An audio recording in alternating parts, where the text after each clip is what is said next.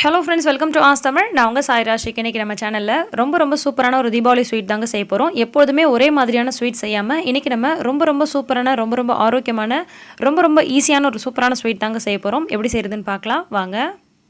இதுக்கு தேவையான பொருளெல்லாம் ஃபஸ்ட்டே கொடுத்துட்றேன், தேவைப்படுறவங்க நோட் பண்ணிக்கோங்க. இப்போ நம்ம செய்ய ஆரம்பிச்சிடலாம். இப்போ நம்ம குக்கரில் தான் செய்ய போகிறோம். குக்கரில் செஞ்சோன்னா வேலை ரொம்பவே ஈஸியாக முடியும். அதே சமயத்தில் நல்ல வெந்து நயப்பாக இருக்கும், சாப்பிட்றதுக்கு நல்லாயிருக்கும்.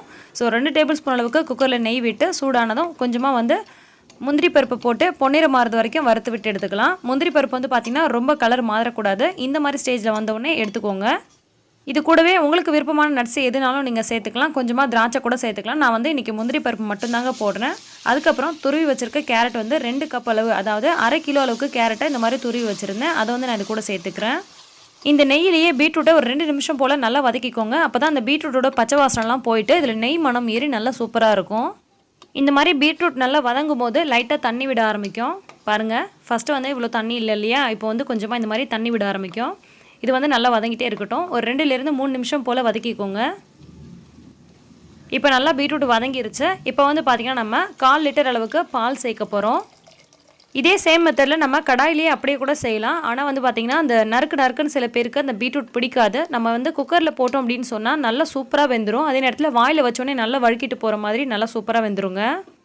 இப்போ நம்ம 1/4 லிட்டர் அளவுக்கு பால் சேர்த்து நல்லா கலந்து விட்டாச்சு. இப்போ 1/4 கிலோ அளவுக்கு சர்க்கரை சேர்த்துக்கலாம். இந்த ஸ்டேஜ்லேயே சர்க்கரை சேர்த்துக்கோங்க. சர்க்கரை பார்த்திங்கன்னா 1/4 கிலோ அளவுக்கு பார்த்திங்கன்னா நல்லா இனிப்பாக இருக்கும். இனிப்பு ஜாஸ்தியாக சாப்பிட மாட்டேன் அப்படின்னு நினைக்கிறவங்க 200 கிராம் அளவுக்கு மட்டுமே சேர்த்துக்கோங்க, கரெக்டாக இருக்கும். நல்ல இனிப்பு விரும்பி சாப்பிட்றவங்களுக்கு 1/4 கிலோ அளவுக்கு சேர்த்திங்கன்னா சரியாக இருக்கும்.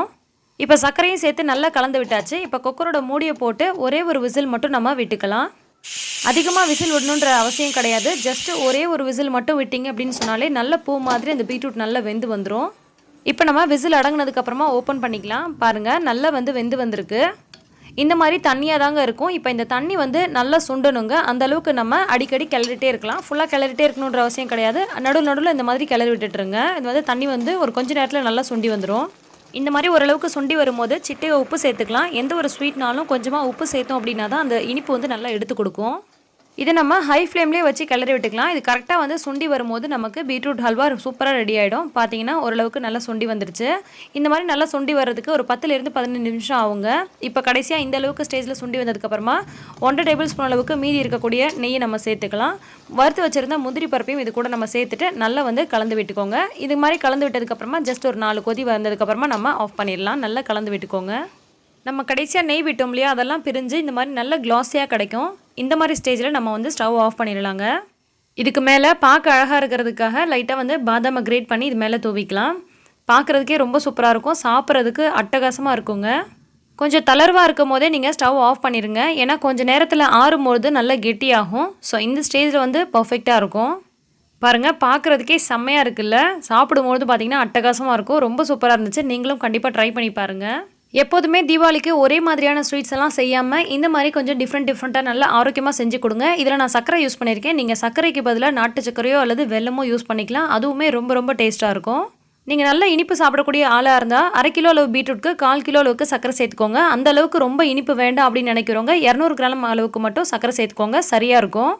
அதே மாதிரி உப்பு சேர்க்கும் போது ஸ்டார்டிங்லேயே உப்பு சேர்க்காதீங்க. ஏன்னா நம்ம பால் சேர்க்கறதுனால பால் திரிஞ்சு போகிறதுக்கு வாய்ப்பு இருக்குது. நல்லா சுண்டி வரும்போது சிட்டிகை அளவுக்கு உப்பு சேர்த்தாலே போதும். ஹல்வா ஓரளவுக்கு சுண்டி கொஞ்சம் தளர்வாக இருக்கும் போதே ஆஃப் பண்ணிட்டீங்க அப்படின்னு சொன்னால் ஆறுனதுக்கப்புறம் அது பர்ஃபெக்டான கன்சிஸ்டன்சியில் இருக்கும். இந்த மாதிரி சின்ன குறிப்புகளை ஃபாலோ பண்ணி செஞ்சீங்க அப்படின்னு சொன்னால் ரொம்ப அட்டகாசமாக வரும் ஹல்வா. சாப்பிட்றதுக்கும் சரி அவ்வளோ டேஸ்ட்டுங்க. கண்டிப்பாக நீங்களும் ட்ரை பண்ணி பாருங்கள். ட்ரை பண்ணி பார்த்தீங்க அப்படின்னு சொன்னால் அடிக்கடி நீங்கள் இந்த பீட்ரூட் ஹல்வா செய்வீங்க. இந்த வீடியோ உங்களுக்கு பிடிச்சிருந்தால் லைக் பண்ணி மற்றவங்களுக்கும் ஷேர் பண்ணுங்கள். இன்னும் பல சூப்பரான டிப்ஸ் அண்ட் ஆரோக்கியமான ரெசிபிஸ் உடனுக்குடன் தெரிஞ்சுக்க ஆஸ் தமிழ் சேனலை சப்ஸ்கிரைப் பண்ணுங்கள். பக்கத்தில் இருக்கக்கூடிய பெல் ஐக்கானையும் கிளிக் பண்ணிட்டீங்க அப்படின்னு சொன்னால் நான் போடக்கூடிய எல்லா வீடியோஸையும் நீங்கள் மிஸ் பண்ணாமல் பார்க்க முடியும். எல்லா புகழும் இறைவனுக்கே. நன்றி.